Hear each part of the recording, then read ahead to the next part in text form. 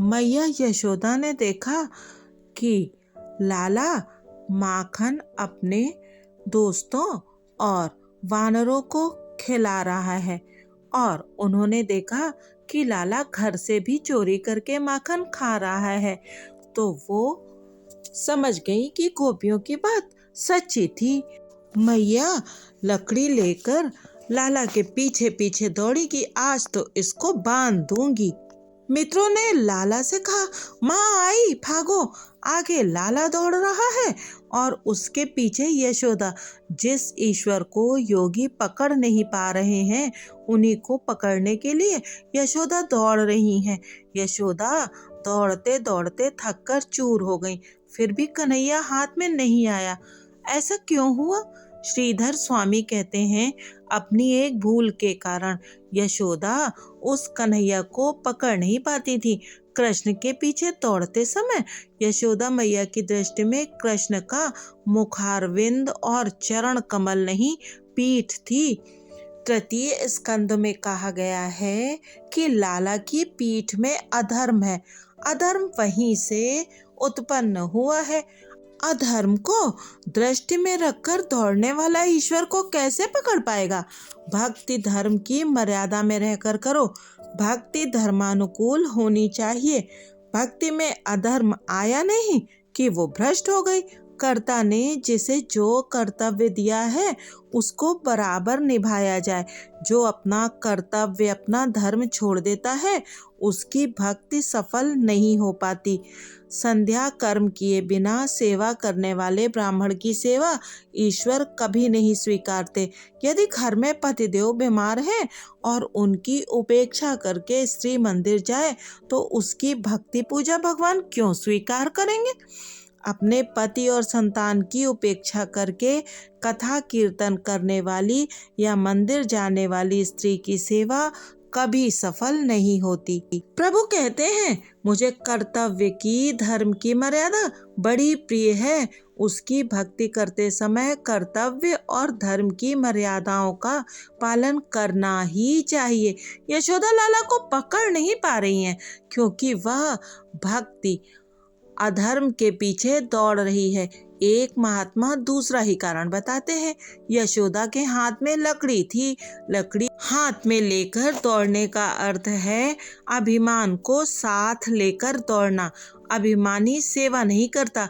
कृष्ण कहते हैं, अपना अभिमान छोड़कर ही मेरे पास आना। तो वल्लभाचार्य जी कहते हैं, भक्ति यदि अभिमान को अपने साथ ही लेकर भगवान को पाने चलेंगी तो वो सफल नहीं होगी। यशोदा जी बुद्धि, भक्ति, लकड़ी अभिमान को लिए हुए कन्हैया को पकड़ने चली हैं, सो पकड़ नहीं पा रही। सत्कर्म किए जाने के बाद भी यदि आंतरिक अभिमान बढ़ता जाता हो तो वो सत्कर्म किस काम का? भगवान सभी दोषों को क्षमा करते हैं किंतु अभिमान को नहीं। अभिमान होने से भगवान की उपेक्षा होती है। अभिमान करने जैसा जब कुछ है ही नहीं तो फिर हम अभिमान करें ही क्यों? राजा को रंक बनते, रंक को राजा बनते, लाख को खाक होते हुए देर नहीं होती। अभी तो बहुत सा वैभव है और कुछ ही क्षणों में अच्युतम केशवम भी हो जाता है। फिर भी हम अभिमान क्यों करते हैं? यशोदा दौड़ते दौड़ते थक गई, फिर भी कन्हैया हाथ नहीं लगा। अब लकड़ी भी बोझ सी लगने लगी। उन्होंने लकड़ी फेंक दी। कन्हैया भी तो यही चाहता था कि माता लकड़ी यानी अभिमान छोड़ दे। माता के लकड़ी फेंकते ही कन्हैया रुक गया, बल्कि वापस भी आने लगा। यशोदा ने श्री कृष्ण का मुख देखा, मुख दर्शन हुआ और लाला पकड़ गया। लाला के मुख में धर्म निहित है। त्यक्त्वा यष्टिम, श्री कृष्ण का मूसल से बांधा जाना। माता यशोदा ने लकड़ी अभिमान त्याग दिया, साधन रहित हुई तो कन्हैया पकड़ा गया। व्यवहार में, भक्ति में दैन्य भाव की आवश्यकता है। जब तक जीव अहंता ममता को नहीं छोड़ता तब तक भगवान मिल नहीं पाते। जब तक मैं कायम है तब तक भगवत दर्शन हो नहीं पाता। जहाँ मैं है वहाँ हरी नहीं है। कन्हैया रोने लगा तो माता ने कहा, हाँ हाँ मुझे खबर है, झूठ मूठ रो रहा है। बाल मंडली को दुख हुआ कि उसका अध्यक्ष पकड़ा गया। सभी बालक यशोदा के पास आए और कहने लगी, माता जी लाला को बांधना मत, उसने कुछ भी नहीं खाया है, सारा माखन हम ही को खिला दिया है, उसका दिल तो बड़ा कोमल है। यशोदा ने सोचा, सभी के चहेते कन्हैया को बांधना ठीक तो नहीं है, फिर भी मैं करूं तो क्या करूं। लाला की चोरी की आदत छुड़ानी जो है, कुछ समय उसे बांध कर रखो, फिर छोड़ दूंगी। यशोदा ने सभी बालकों को भी डांटा। बालकों ने सोचा कि यशोदा लाला को पीटेंगी, सो वे ना बांधने और ना मारने की विनती करने लगे। यशोदा कन्हैया को मूसल के साथ बांधने लगी। उधर सभी बालक दौड़ते हुए अपने अपने घर पहुंचे और अपनी अपनी माता से कहने लगे, मैया मैया यशोदा कन्हैया को बांधकर मारने जा रही है। सभी गोपियां दौड़ती हुई यशोदा के घर आई और कहने लगी, माता जी जब तुम्हारा पुत्र नहीं था तब पुत्र के लिए तरस रही थी और आज उसे बांधकर मारने चली हो। हम गरीब हैं, लाला हमारे यहाँ आकर रोज मटकी फोड़ता है, दही माखन लूटता है, फिर भी हमने कभी उसको बांधने की सोची तक की नहीं। हम तुम्हें 5 मटकी भर के दही देंगी, तुम उसे छोड़ दो। उसने एक आध मटकी फोड़ भी दी तो क्या हुआ, उसे छोड़ दो। किंतु आज यशोदा आपे से बाहर हो गई थी। उसने गोपियों से कहा, लड़का मेरा है, मैं चाहे जो करूं सो करूं, तुम लोग कौन होती हो बीच में बोलने वाली। सुखदेव जी वर्णन करते हैं, राजन काल के भी काल श्री कृष्ण आज माता का क्रोध देखकर कांप रहे हैं। यशोदा जी बाल कृष्ण को मूसल से बांधने लगी। अब अचरज की बात ये हुई कि उन्होंने डोरियां आजमाई, किंतु सबकी सब 2 उंगली भर छोटी निकली। एक दूसरे से जोड़ती गई तो भी 2 उंगली भर छोटी ही रहती थी। एक के साथ दूसरी, दूसरी के साथ तीसरी, इस प्रकार बहुत सी डोरियां जोड़ी गईं, किंतु 2 अंगुल भर डोरी छोटी ही रहती थी।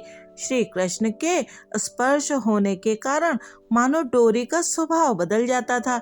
यज्ञ करने से, तीर्थ यात्रा करने से, ब्राह्मणों को भोजन कराने से स्वभाव सुधरता नहीं है, किंतु जो हृदय पूर्वक भगवान का ध्यान करता है, जो मन से परमात्मा में मिलता है, उसी का स्वभाव बदलता है। भगवत स्पर्श के बिना स्वभाव नहीं बदलता। ब्रह्म संबंध के बाद और कोई बंधन हो भी सकता है क्या। डोरी ने बांधने का स्वभाव छोड़ दिया। डोरियों को श्री कृष्ण पर दया आई। वैष्णव कहते हैं कि डोरी में ऐश्वर्य शक्ति ने प्रवेश किया था। जहाँ ईश्वर है वहाँ ऐश्वर्य भी है। ऐश्वर्य को दुख हो रहा है कि एक साधारण ग्वालिन प्रभु को बांध रही है। गोपियां यशोदा से कहने लगी, माँ चाहे कुछ भी कहे तू, किंतु इस लाला के भाग्य में बंधन लिखा ही नहीं है। वो तो हम सबको सांसारिक बंधनों से छुड़ाने के लिए ही आया है। ऐश्वर्य शक्ति परमात्मा को स्वामी मानती है, वात्सल्य भक्ति परमात्मा को बांधने चली है। ऐश्वर्य शक्ति अपने पति को बंधन में देख नहीं सकती। ऐश्वर्य और वात्सल्य शक्ति का यह मीठा सा झगड़ा है। प्रभु ने ऐश्वर्य शक्ति से कहा, मैं यहाँ गोकुल में ईश्वर नहीं, यशोदा का बालक मात्र हूँ। मैं द्वारिका में तेरा पति होकर आऊंगा, तू चली जा। माता को बांधने की इच्छा है तो बांधने दे। गोकुल में प्रेम का प्राधान्य है और द्वारिका में ऐश्वर्य का। व्रज में तेरी आवश्यकता नहीं है। गोकुल लीला में वात्सल्य भाव है। अब ऐश्वर्य शक्ति ने डोरी से विदाई ले ली। घर में जितनी भी डोरियां थी सभी समाप्त हो गईं। फिर भी कन्हैया बंध नहीं पाया। यशोदा जी आश्चर्य में डूबी और गोपियां हास्य में। गोपियां मानो कह रही थी, भगवान इस तरह से कभी बंधते भी हैं। भगवान सभी से कह रहे हैं कि हमारे बीच मात्र 2 अंगुल भर का अंतर है। ये 2 अंगुलियां हैं अहम और ममता। जिसके मन में अहम और ममता शेष है वह मुझे कभी बांध नहीं सकता। परमात्मा को त्रिगुणात्मक माया डोरी नहीं बांध सकती। भगवान तो केवल प्रेम डोरी से बंधते हैं। राम ही केवल प्रेम पियारा। प्रभु प्रेम से बंधते हैं और वो भी अपनी इच्छा होने पर ही। श्री कृष्ण ने देखा कि माता थककर पसीना पसीना हो रही हैं, तो दयावश होकर बंधन में बंध गए। भगवान कहते हैं, जब मैं कृपा करता हूँ तभी बंधता हूँ। भगवान लौकिक डोरी से नहीं, प्रेम की डोरी से ही बांधे जा सकते हैं। भक्तों के प्रेम के सिवाय और कुछ भी मुझे बांध नहीं सकता। कृष्ण स्वेच्छा से बंध गए। जीव अपने स्वार्थ के हेतु विविध बंधनों में फंसता रहता है। परमात्मा ने निष्प्रह होने पर भी आज बंधन को स्वीकार किया। जब भगवान बंधते हैं तब जीव बंधन मुक्त हो जाता है, उसका उद्धार हो जाता है। ज्ञान और योग नहीं, शुद्ध प्रेम लक्षण भक्ति ही ईश्वर को बांध पाती है। ईश्वर जब तक प्रेम डोर से बंध नहीं पाते तब तक जीव की माया का बंधन छूट नहीं पाता। ईश्वर को उनके पेट पर से बांधा गया तो उनका नाम दामोदर पड़ गया। दामोदर भगवान की जय। जब तक परमात्मा को प्रेम से ना बांधा जाए तब तक संसार का बंधन बना रहता है। जो ईश्वर को बांध सकोगे तो जन्म मृत्यु के बंधन से छुटकारा होगा। जो ईश्वर को बांध सकता है वह स्वयं छूट जाता है। ईश्वर सर्वश्रेष्ठ क्यों है? कारण ये है कि वे अपना कोई आग्रह या ममता नहीं रखते। जीव आग्रही होता है, ईश्वर अनाग्रही। जीव दुराग्रही है, अपनी जिद छोड़ता ही नहीं है। जीव यदि कहीं अनाग्रही बन सके तो वो ईश्वर भी बन सकता है। भगवान भक्तों के आग्रह के आगे झुक जाते हैं, भक्तों के आग्रह का वे आदर करते हैं। जीव अपना आग्रह गले से चिपकाए रखता है। माता के परिश्रम को देखकर कन्हैया बंध गया। इस प्रकार उन्होंने बताया कि वे भक्ति के अधीन हैं। ईश्वर ने अपना आग्रह छोड़ दिया। भीष्म पितामह की प्रतिज्ञा को पूर्ण करने के हेतु श्री कृष्ण ने अपनी प्रतिज्ञा भंग करके शस्त्र धारण किए थे। वे हाथों में चक्र लेकर भीष्म पितामह को मारने दौड़े। इस दृश्य को देखकर भीष्म ने भाव विभोर होकर धनुष बाण फेंक दिए और बोले, वाह मेरे प्रभु धन्य हैं। मेरी प्रतिज्ञा को सत्य करने के लिए आपने अपनी प्रतिज्ञा भंग कर दी। पूर्ण प्रेम के बिना परमात्मा बंध नहीं पाते। मनुष्य का प्रेम कई हिस्सों में बटा हुआ होता है। वह पत्नी, संतान, धन, संपत्ति, बनाव, श्रृंगार सभी से प्रेम करता है। यदि वह अपना सारा प्रेम भगवान को ही दे दे तो भगवान बन सकते हैं। दामोदर लीला के द्वारा भगवान बतलाते हैं कि जब तक जीव ममता और अहम छोड़ता नहीं है तब तक 2 अंगुल भर अंतर बना ही रहता है। इस प्रकार वे जीव को मिल नहीं पाएंगे। बालकृष्ण ने दयावश सोचा कि यदि मुझे बांधने से माता प्रसन्न हो रही है तो भले मुझे बांध ले। बालकृष्ण बंध गए और यशोदा की इच्छा पूरी हुई। परमात्मा को ज्ञानी पुरुष बांध सकता है और भक्त प्रेम से बांध सकता है। बिल्व मंगल जैसे भक्त भगवान को हृदय में बंद कर देते हैं।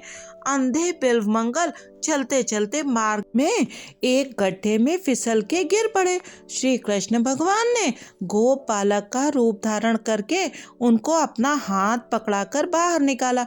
श्री कृष्ण भगवान के कोमल हाथों के स्पर्श से बिल्व मंगल जी को लगा कि ये साक्षात भगवान हैं। उन्होंने परिचय पूछा तो अपने आप को एक गोपालक बताकर कृष्ण भागने लगे। बिल्व मंगल ने कहा, मेरा हाथ छोड़कर तो तुम जा रहे हो, किंतु मेरे हृदय से भी भाग निकलो तो मैं जानूं। मैंने तुम्हें अपने हृदय में बंद कर लिया है। हाथ छुड़ाए जात हो निर्बल जान के मोहि, जब हृदय से जाहोगे सबल कहूँगो तो ही। दामोदर लीला के वर्णन में महाप्रभु जी पागल से हो गए हैं। वे कहते हैं, ज्ञान और तप पर भक्ति की विजय की कथा है ये। श्री कृष्ण के मथुरा गमन के समय यशोदा मैया ने उनसे विनती की कि उस डोरी से बांधने का प्रसंग भूल जाना, मन में न रखना। तब भगवान ने कहा, मैं तो कब का भूल चुका हूँ। किंतु तुम भी भूल जाना, मैं तो यही याद रखूंगा कि तुमने कभी मुझे प्यार की डोरी से बांधा था। मैं द्वारिकाधीश बनूंगा, 56 कोटि यादवों का सम्राट बनूंगा, 16,000 रानियों का पति बनूंगा।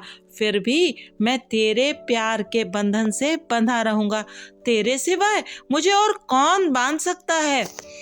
मुझे और कोई भी बांध नहीं पाएगा। मैं किसी और का नहीं, 16,000 रानियों का नहीं, मैं केवल तेरा हूँ मैया। मैं केवल तेरे प्रेम के बंधन को सदा याद रखूंगा। तेरा प्रेम मैं कभी भूल नहीं सकता। इस चरित्र में यशोदा मैया की विजय है, ज्ञान तपश्चर्या की नहीं, भक्ति की विजय है। अपने तप के प्रभाव से ज्ञानी जन परमात्मा का दर्शन तो पा लेते हैं, किंतु उन्हें बांध नहीं पाते। तपस्वी भगवान को पहचान सकते हैं, बांध नहीं सकते। मात्र विशुद्ध भक्ति ही उनको बांध सकती है। इसीलिए तो भगवान कहते हैं, मैं मुक्ति तो देता हूँ किंतु भक्ति नहीं देता। यदि भक्ति दान करूं तो मुझे बंधना ही पड़ेगा। एक बार भक्त दामाजी कर न चुका सके तो यवन सैनिक उनको बांधकर राज दरबार में ले जाने लगे। दामाजी ने सैनिकों से प्रार्थना की कि मार्ग में मुझे पंढरपुर के विठलनाथ जी का दर्शन कर लेने दो। सैनिक उन्हें मंदिर में ले गए और भक्त की ऐसी दयनीय दशा को देखकर भगवान विठल द्रवित हो गए। अरे मेरा दामा बंधनों में जकड़ा हुआ है। तो विठलनाथ जी एक दीन जन का रूप लेकर राज दरबार में पहुंचे। वहां उन्होंने अपना नाम बिट्ठू बताया और दामाजी का सभी बाकी कर देने की इच्छा व्यक्त की। इस प्रकार विठलनाथ जी ने अपने भक्त दामाजी को बंधन मुक्त किया। भगवान ने दामाजी को भक्ति दी थी, उनको एक छोटे व्यक्ति का रूप लेना पड़ा। भक्ति भगवान को बांधती है।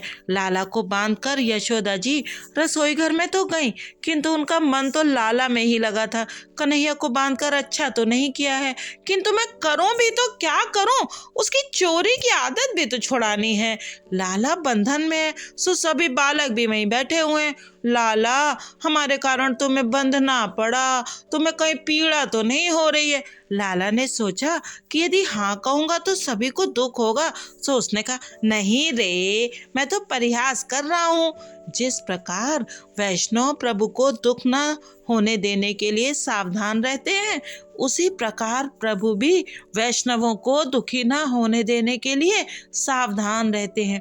श्री कृष्ण ने सोचा कि आज बैलगाड़ी की लीला करनी है, मैं बैल बनूं और इस मूसल को बना लूं गाड़ी। इस मूसल को मैं बैलगाड़ी की भांति खींचूंगा। और लाला वैसा ही करने लगा। भगवान दामोदर चाहते हैं कि उनको चाहे बंधन में बंधना पड़े, अन्य कई जीवों को बंधन मुक्त कर ही देंगे। यशोदा पुष्ट भक्ति हैं। भक्ति भगवान को बांधती है। जब वे बंध जाते हैं तब जीव मुक्त हो जाते हैं। जब तक उनको प्रेम डोर से बांधा नहीं जाएगा, माया का बंधन नहीं टूटेगा। ईश्वर को प्रेम से बांधो। आगे की लीला यमलार्जुन के उद्धार की लीला है। ये लीला अगले भाग में सुनेंगे। तब तक बने रहिए सरोजेंद्र सनातनी के साथ और इस चैनल को सब्सक्राइब कीजिए। आप लोगों को शायद ये कृष्ण कथा अच्छी नहीं लग रही है, क्योंकि आप लोग कथा सुनते तो हैं लेकिन वीडियो को लाइक नहीं करते। लाला के लिए वीडियो को लाइक भी अवश्य कीजिए और जपते रहिए, ओम नमो भगवते वासुदेवाय।